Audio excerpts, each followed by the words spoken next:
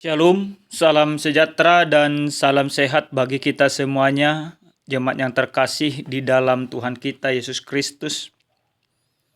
Sebelum kita mempersiapkan hati dan pikiran dalam menyambut kebenaran firman Tuhan, mari kita terlebih dahulu menyatukan hati dan pikiran kita bersatu dalam doa. Kami bersyukur kepadamu Tuhan kami, Tuhan yang maha baik untuk setiap kebaikan dan kemurahan Tuhan dalam hidup kami. Sebentar Tuhan, kami akan mendengarkan kebenaran firman Tuhan. Biarlah kiranya Tuhan menyertai kami, hingga kami mengerti firman-Mu. Dalam nama Yesus kami berdoa. Amin. Jemaat Tuhan yang terkasih di dalam Tuhan kita Yesus Kristus, adapun sabda Tuhan yang menyapa kita pada saat ini tertulis dalam kitab Yeremia pasal 17, ayat yang ke-12 sampai dengan ayat yang ke-18, demikian firman Tuhan. Tahta kemuliaan luhur dari sejak semula, tempat bait kudus kita. Ya pengharapan Israel, Tuhan, semua orang yang meninggalkan Engkau akan menjadi malu. Orang-orang yang menyimpang daripadamu akan dilenyapkan di negeri, sebab mereka telah meninggalkan sumber air yang hidup, yakni Tuhan. Sembuhkanlah aku ya Tuhan, maka aku akan sembuh. Selamatkanlah aku, maka aku akan selamat, sebab Engkaulah kepujianku. Sesungguhnya mereka berkata kepadaku, di manakah firman Tuhan itu? Biarlah ia sampai. Namun tidak pernah aku mendesak kepadamu untuk mendatangkan malapetaka. Aku tidak menginginkan hari bencana. Engkaulah yang mengetahui apa yang keluar dari bibirku. Semuanya terpampang di hadapan matamu. Janganlah engkau menjadi kedahsyatan bagiku. Engkaulah perlindunganku pada hari malapetaka. Biarlah orang-orang yang mengejar aku menjadi malu, tetapi janganlah aku ini menjadi malu. Biarlah mereka terkejut, tetapi janganlah aku ini terkejut. Buatlah hari malapetaka menimpa mereka, dan hancurkanlah mereka dengan kehancuran berganda. Demikian pembacaan sabda Tuhan. Jemaat Tuhan yang terkasih di dalam Tuhan kita Yesus Kristus, di zaman sekarang ini sangat-sangat jarang kita melihat orang peduli kepada orang lain. Kita sangat jarang melihat orang bergumul karena melihat penderitaan orang lain. Justru yang kita temui, yang kita jumpai sekarang, ketika ada orang bergumul sering sekali kita bersuka cita. Contoh sederhana Bapak Ibu, yang baru saja terjadi di Amerika, Los Angeles. Kalau kita melihat di sosial media, banyak sekali bersyukur karena penderitaan, karena kebakaran yang ada di sana. Banyak orang bersorak-sorai, banyak orang bersuka cita, bahkan menghujat. Sudah mereka menderita, justru mereka kembali dihujat. Nah, akan tetapi dalam kebenaran firman Tuhan yang sampai kepada kita pada saat ini, di mana Yeremia selaku nabi Allah, suruhan Allah, perpanjangan lidah Allah, dia bergumul. Pergumulan yang terjadi atau yang dialami oleh Yeremia bukan karena ada penderitaan yang datang ke dalam kehidupannya, tapi karena dia melihat bangsa Yehuda, umat Allah, yang notabene-nya harusnya mereka taat kepada Allah, yang harusnya mereka berlindung kepada Allah, yang harusnya mereka berpengharapan sepenuhnya kepada Allah, dan yang harusnya mereka menjaga hari Sabat Allah. Tetapi justru mereka tidak lagi peduli kepada Allah, tidak lagi mendengarkan Allah, tidak lagi mengandalkan Allah, tidak lagi menjaga hari Sabat Allah. Maka Yeremia memahami kehidupan bangsa itu. Yeremia yakin kalau bangsa itu tidak berubah, tidak kembali percaya kepada Allah, maka otomatis hukum Allah yang akan terjadi kepada mereka. Pergumulan itulah yang dimiliki oleh Yeremia. Maka di dalam pergumulan itu, Yeremia sebenarnya berseru kepada Allah supaya Allah menunjukkan kuasa dan keadilannya. Dalam ayat yang ke-12 dalam perikop kita ini dikatakan tahta kemuliaan luhur dari sejak semula, tempat bait kudus kita, pengharapan Israel Tuhan, semua orang yang meninggalkan engkau akan menjadi malu. Yeremia mengatakan, sesungguhnya orang Israel atau Yehuda atau umat kepunyaan Allah, sesungguhnya tetap harus mempermuliakan Tuhan. Tapi mereka yang tidak mempermuliakan Tuhan, mereka yang menyimpang dari kebenaran Tuhan, mereka yang meninggalkan Tuhan, mereka yang lari dari kuasa dan ketentuan Tuhan, dari sumber air hidup itu sendiri yakni Tuhan, maka mereka akan mendapat malu. Mendapat malu, sederhananya sebenarnya Yeremia ingin mengatakan akan mengalami penindasan, akan mengalami yang namanya penderitaan.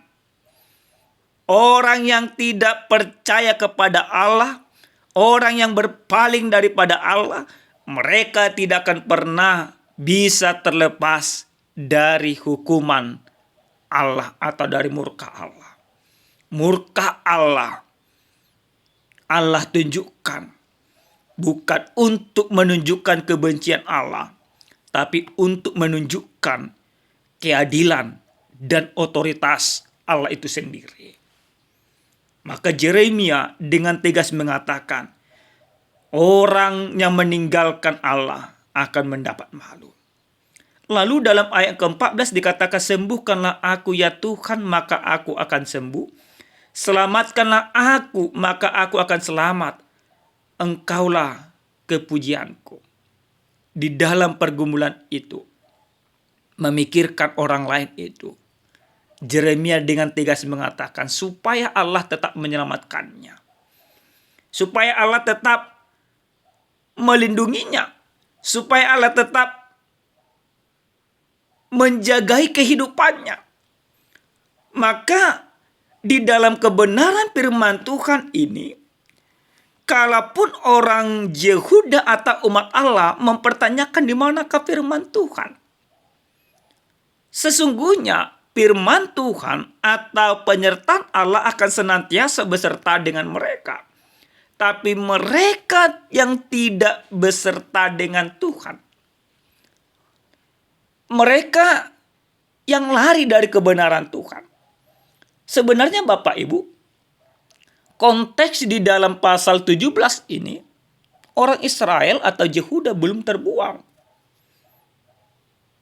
Jadi sebelum terlambat, sebelum penghukuman, sebelum murka Allah, Allah nyatakan bagi mereka sebenarnya Yeremia mengajak bangsa itu untuk tetap berlindung kepada Allah, untuk tetap berpengharapan kepada Allah. Tapi apa yang terjadi? Ketika bangsa Babel akhirnya menyerang, memporak-porandakan Yehuda atas izin Tuhan. Sekali lagi ini atas izin Tuhan. Bangsa Yehuda atau umat Tuhan itu bukan berseru kepada Tuhan, bukan berpengharapan kepada Tuhan, tapi justru mereka meminta pertolongan kepada bangsa lain. Mereka pikir bahwa bangsa lain bisa menyelamatkan, kepada bangsa Mesir contohnya. Tapi justru tidak bisa menyelamatkan mereka. Tapi kalau mereka mau berseru kepada Allah, kalau bangsa itu mau kembali kepada Allah, maka sesungguhnya hal yang sangat kecil bagi Allah untuk menyelamatkan bangsa itu dari orang-orang Babel. Jemaat Tuhan yang terkasih di dalam Tuhan kita Yesus Kristus. Lalu bagaimana dengan kita? Sesuai dengan tema minggu, di dalam minggu Septuagesima yang sampai kepada kita pada saat ini. Minggu Septuagesima, sesungguhnya kita memperingati 70 hari sebelum kebangkitan Yesus. Dalam minggu Septuagesima ini, kita mau diarahkan sesuai dengan kebenaran firman Tuhan ini, supaya setiap orang yang percaya, yang bergereja, yang mendengarkan firman Tuhan, yang berseptuagesima, senantiasa berpengharapan kepada Allah. Karena kita tahu lewat minggu Septuagesima kita punya pengharapan yang begitu luar biasa. Kristus yang mati di kayu salib, akhirnya dia bangkit. Dia menjadi pengharapan kita. Dia menjadi sumber kehidupan kita. Dia menaklukkan kematian itu lewat kebangkitannya. Dengan memperingati minggu Septuagesima, maka kita diharapkan hanya menjadikan Kristus sebagai pengharapan di dalam kehidupan kita. Menjadikan Kristus satu-satunya penolong di dalam kehidupan kita. Tentu Bapak Ibu, ada banyak persoalan yang kita peroleh. Ada banyak tantangan yang akan kita hadapi. Tapi lewat minggu Septuagesima, lewat kebenaran firman Tuhan ini, Tuhan mau mengarahkan kita. Bagaimana seorang Yeremia dengan tegas mengatakan bahwa orang yang percaya kepada Allah tidak akan mendapat malu. Tapi mereka yang meninggalkan Allah akan mendapat malu. Maka kita mau melihat kita tidak akan pernah meninggalkan Allah. Karena Kristus juga tidak meninggalkan kita. Kristus justru berkorban bagi kita. Dia mati bagi kita. Dia menyerahkan nyawanya bagi kita. Dia berperang atas kita. Berperang melawan dosa. Maka kita mau diarahkan supaya sepenuhnya kita hanya berpengharapan kepada Tuhan saja, kepada Kristus. Kristus sumber pengharapan kita. Kristus sumber kehidupan kita. Kristus sumber air kehidupan kita, Bapak Ibu. Tidak lagi Allah lain, tidak lagi bangsa lain, tidak lagi kekuatan lain, tidak lagi kuasa yang lain. Tapi kita mau berpengharapan sepenuhnya kepada Sang Juru Selamat itu sendiri. Yang kedua, Bapak Ibu yang terkasih di dalam Tuhan kita Yesus Kristus, lewat kebenaran firman Tuhan ini kita mau diingatkan. Sekali lagi diingatkan. Orang yang meninggalkan Tuhan akan mendapat malu. Bapak Ibu, coba renungkan sejenak di dalam kehidupan kita. Seberapa banyak kita meninggalkan Tuhan? Oleh karena pekerjaan, oleh karena persoalan, oleh karena tantangan, oleh karena harapan yang tak kunjung sampai, oleh karena doa-doa yang tak kunjung mungkin kita peroleh seperti yang kita harapkan, atau oleh karena kegagalan-kegagalan, tidak lulus PNS, tidak lulus P3K dan lain sebagainya. Banyak kita meninggalkan Tuhan. Meninggalkan Tuhan tidak menjadi solusi. Tapi justru meninggalkan Tuhan itu membuat kita semakin dipermalukan di dalam kehidupan ini. Tidak hanya di dalam kehidupan ini. Di hadapan Allah juga kita pasti malu. Karena Allah atau Tuhan tidak akan pernah mentolerir sikap-sikap yang meninggalkan Tuhan. Banyak sekarang ini Bapak Ibu, ketika dia berdoa tak kunjung didengarkan atau tak kunjung diterima doanya, akhirnya dia mencari jalan pintas. Dia akhirnya memohon kepada dukun dan sebagainya. Hati-hati Bapak Ibu. Orang yang meninggalkan Tuhan akan mendapat malu. Jadi kita jangan mau meninggalkan Tuhan apapun yang terjadi. Jadi kita akan tetap percaya sepenuhnya hanya kepada Kristus. Kristus itu menjadi sumber kehidupan kita. Maka apa yang dikatakan dalam ayat ke-18? Biarlah orang-orang yang mengejar aku menjadi malu. Tetapi janganlah aku ini menjadi malu. Biarlah mereka terkejut, tetapi janganlah aku ini terkejut. Sebenarnya Bapak Ibu, Yeremia ketika dia menyampaikan nubuatan-nubuatan yang akan terjadi kepada bangsa Yehuda, umat Allah itu, dia dibenci. Dia dianggap tidak benar. Apalagi pada saat itu muncul nabi-nabi palsu yang menyenangkan para raja, bukan menyenangkan Tuhan. Yang ingin membunuh para nabi Tuhan. Tapi justru mereka mendapat malu. Jadi Bapak Ibu, supaya kita jangan malu di dunia ini, supaya kita jangan lari dari kehadapan Tuhan, supaya kita juga memperoleh apa yang kita ingini dengan iman yang benar, maka kita diharapkan sepenuhnya percaya hanya kepada Tuhan saja. Yang terakhir Bapak Ibu, dari firman ini kita mau sama-sama mengatakan di dalam kehidupan kita, Tuhan, Engkaulah pengharapanku yang tidak pernah mengecewakanku. Dunia ini dengan segala kemegahannya menggodaku, akan tetapi itu sering sekali mengecewakanku. Tapi Tuhan yang kupuji, yang kupuliakan, yang menyelamatkanku dalam Yesus Kristus, tidak akan pernah meninggalkanku. Karena itu biarlah Tuhan menjadi pengharapan kita. Amin. Kita bersatu dalam doa.